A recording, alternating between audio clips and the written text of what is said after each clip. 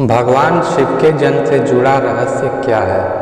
भगवान शिव को स्वयंभू कहा जाता है, जिसका अर्थ है कि वह अजन्मा है। वह न आदि है और न अंत। भोलेनाथ को अजन्मा और अविनाशी कहा जाता है। तो आइए जानते हैं उनके जन्म से जुड़ा रहस्य क्या है। त्रिदेवों में भगवान शंकर को महत्वपूर्ण स्थान प्राप्त है। भगवान ब्रह्मा सृजनकर्ता, भगवान विष्णु संरक्षक और भगवान शिव विनाशक की भूमिका निभाते हैं। त्रिदेव मिलकर प्रकृति के नियम का संकेत देते हैं कि जो उत्पन्न हुआ है उसका विनाश भी होना तय है। इन त्रिदेव की उत्पत्ति खुद एक रहस्य है। कई पुराणों का मानना है कि भगवान ब्रह्मा और भगवान विष्णु शिव से उत्पन्न हुए हैं।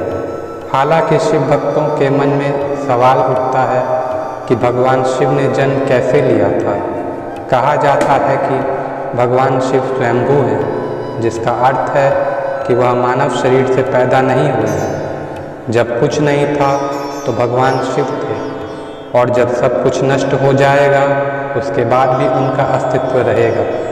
भगवान शिव को आदि देव भी कहा जाता है।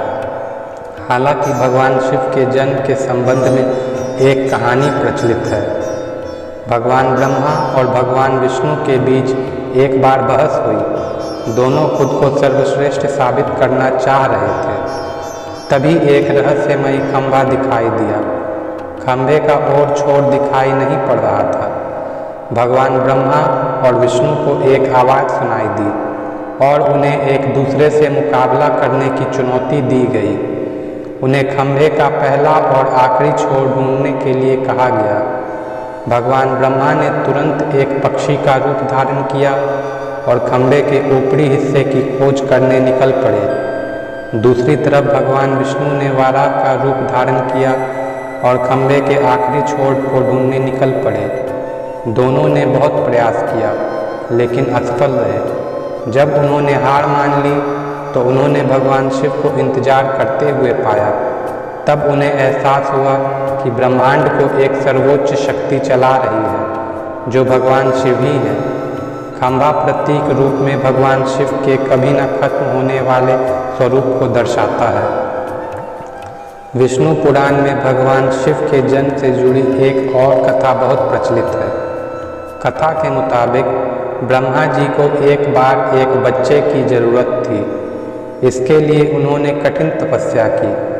तपस्या के फल के रूप में ब्रह्मा जी को एक रोता हुआ बालक उनकी गोद में प्राप्त हुआ। ये बालक और कोई नहीं, शिव भगवान ही थे। जब ब्रह्मा जी ने बालक से उसके रोने की वजह जाननी चाहिए तो बालक ने बहुत ही मासूमियत से जवाब दिया कि उसका कोई नाम नहीं है, यही वजह है कि वो रो रहा है। ये सुनकर ब्रह्मा जी ने बच्चे का नाम रुद्र रखा। इस नाम का अर्थ था रोने वाला। परंतु बालक रूप में बैठे भगवान शिव तब भी चुप न हुए। इस तरह बालक शिव को चुप कराने के लिए ब्रह्मा जी ने 8 नाम दिए। वे 8 नाम हैं रुद्र, भव, उग्र, भीम, शर्व, पशुपति, महादेव और ईशान। यही वजह है कि महादेव शिव इन सभी नामों से जाने जाते हैं।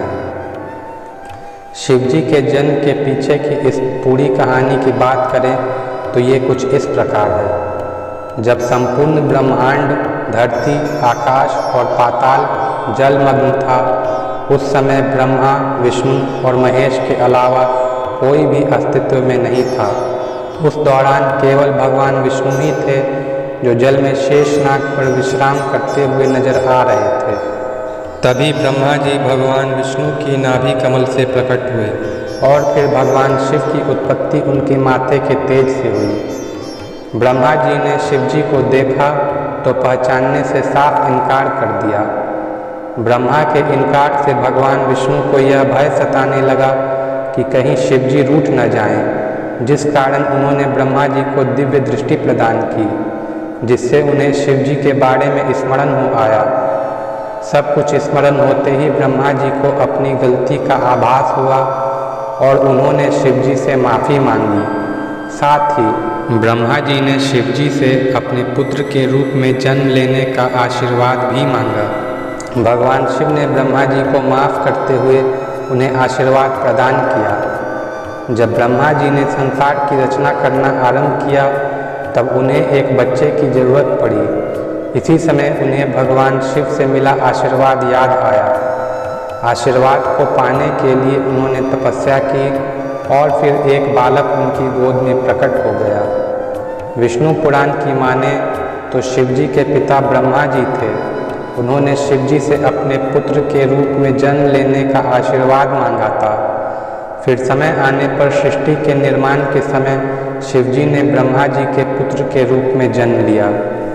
अगर आपको शिव जन्म से जुड़ी ये कथा अच्छी लगी हो तो हमारे वीडियो को लाइक और शेयर करें और इस चैनल को सब्सक्राइब करें। हर हर महादेव।